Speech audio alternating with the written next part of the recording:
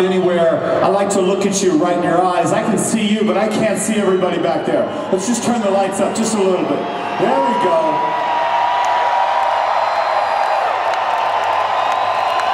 Okay, so I'm going to take a second, and I want to give you a little bit of a history lesson on Mötley Crüe, maybe a little bit of a life lesson.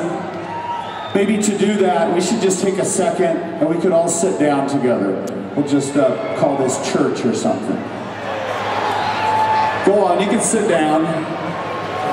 You're gonna like this.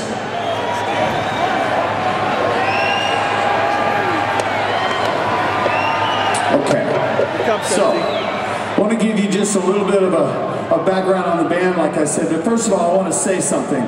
That in my life, people have always come up to me and they've said, you know, things happen for a reason, and I have to tell you that that's fucking bullshit. Things happen in your life because you make a fucking decision to make something happen, right?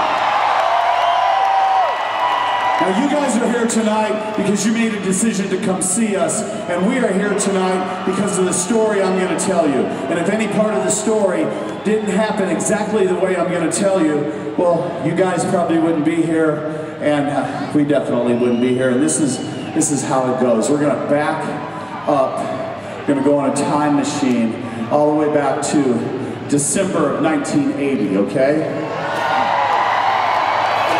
And I was a struggling musician in Los Angeles, California. And to be honest with you, as long as I can remember, all I wanted to do was I wanted to be in a fucking rock and roll band. And I've made a decision. I lived in Jerome, Idaho. Population 4,000 people. That's less people than is in this fucking room right now, okay? And I got on a Greyhound bus and I went to Hollywood, California, and I made my fucking dream come true. I was in a fucking rock and roll band. Except that band was not Mötley Crüe. And one day at rehearsal, I have no idea, I made another decision in my life, and that was to quit that band. And at the time, I thought to myself, this might be a bad decision or it might be a good decision.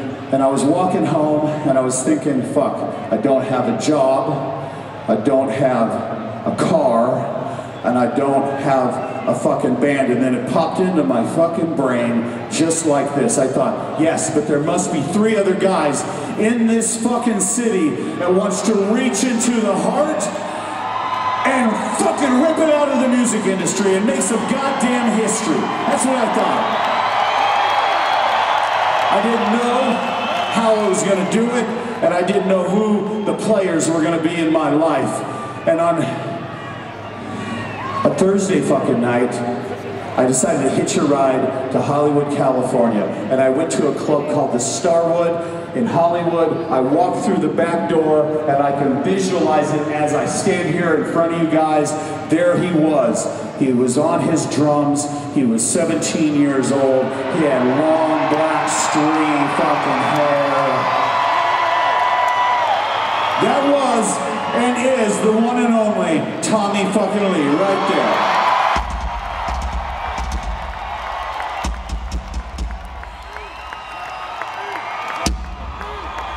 You all right? Okay, so I went back and I sit down and I start talking to Tommy. Tommy was in a band, I was not in a band, and his band members were looking at me and they were thinking, that guy with the weird black hair is trying to steal our drummer, and guess what? I fucking was. And me and Tommy sit down and we talked about something that would become the fabric of this band and part of your fucking heart and your soul, and that is how much that we love heavy fucking metal. And we talked about something else that would be part of Mötley Crüe for the rest of our career, and we equally loved punk rock. At the time, we fucking loved it, man. And we talked about, we loved great bands that came out of the 70s like Aerosmith and Queen and David Bowie and Elton John, and as a matter of fact, Alice fucking Cooper.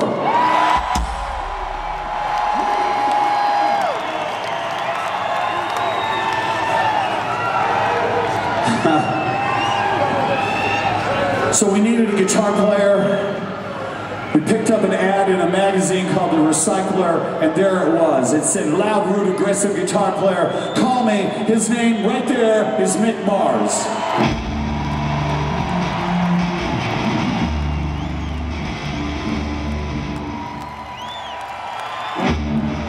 So the three of us got together.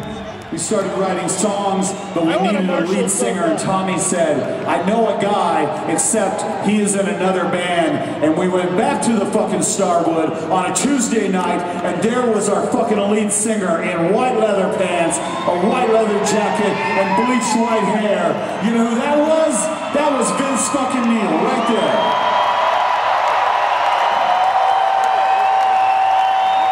So Vince made a decision to quit his band. And the three of us, the four of us,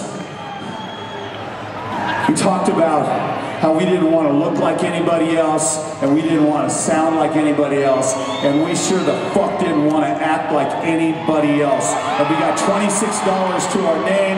We set up a rehearsal spot in Burbank, California, and this is how it fucking went down. I handed Vince the lyrics to Livewire, and he goes, I've got this.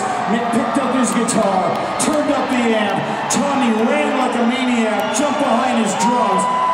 I picked up this bass, and at that exact moment, it was January 17th, 1981, this band, Mötley Crüe, was born.